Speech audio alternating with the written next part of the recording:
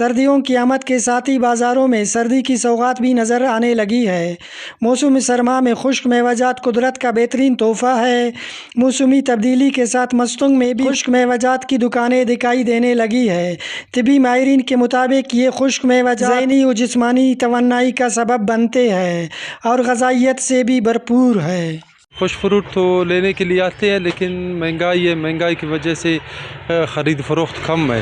تو خوش فروٹ تو ابھی سردیوں کا سیزن ہے، خوش فروٹ بہت فائدہ مند ہے، گرم چیز ہے، سردیوں میں کافی سردیوں کو مدد کرتا ہے سردیوں میں۔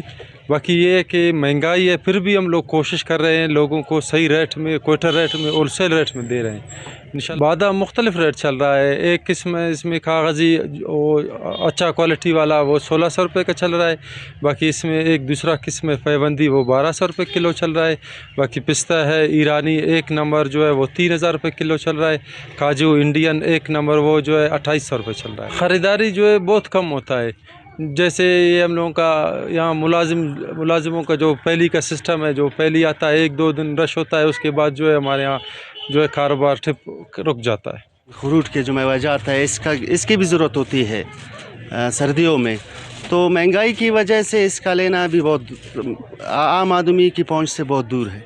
تو دل تو کرتا ہے کہ ہم اپنے بچوں کے لیے، مہمانوں کے لیے یہ لے جائیں، اور لینا بھی پڑتا ہے کیونکہ سیزن بھی یہی سردی کا ہے اس کا، اور عید کے علاوہ سردیوں میں اس کی کافی جو ہے ڈیمانڈ ہوتی ہے۔ تو اس کے لیے عام آدمی جو ہے عام آدمی کی پہنچ سے یہ بہت دور ہے۔ تو اس کے لیے میں حکومت سے درخواست کرتا ہوں، حاضر وقت جو ہے چل رہا ہے، تو اس سے میں درخواست کرتا ہوں کہ پرائز پر کنٹرول کرے اور عام آدمی کی پہنچ میں لائے، تاکہ ہر ایک خشک فروٹ کے ساتھ ساتھ دوسرے جو ضرورت کی چیزیں ہیں وہ خرید سکیں اور اپنے بچوں کو کھلا سکیں۔ سردیوں کی آمد کے ساتھ خشک فروٹ کی قیمتوں میں بھی اضافہ ہوتا جا رہا ہے اور عام لوگوں کی قوت خرید سے باہر ہو رہے ہیں۔ شہریوں کا کہنا ہے کہ خشک میوہ جات مہنگے ضرور ہے، لیکن سردیاں اس سوغات کے بغیر ادھورے ہوتے ہیں۔